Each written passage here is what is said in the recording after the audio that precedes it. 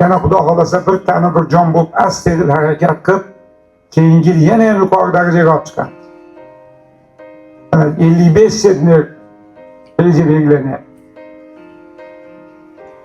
Og'irmi? Kimgadir og'ir bo'lishi mumkin. Lekin o'tgan yili 45 ham og'ir edi. Qildik-ku, undan balandni ham qildik. Faqat intilib, Xudodan so'rab, astoydil bu. Xohlab mana shu dehqonchilikda yuqori hosil olishdi. Harakat qilinsa, nima uchun Xitoy 70-80 sentner oladi? O'zbekistonga olinmasligi. Bugun biz paxtada qilayotgan mehnatimiz butun dunyoda yo'q ular mehnat. Shuncha mehnat qilib, shuncha daromad topib turgan fermerga o'zi aslida katta. Prezidentimizning ajoyib gapi bor. Biz deydi, o'zimizni mehnatimiz bilan boshqalarni bizni hurmat qilishga majbur qilamiz. Bu shunaqa.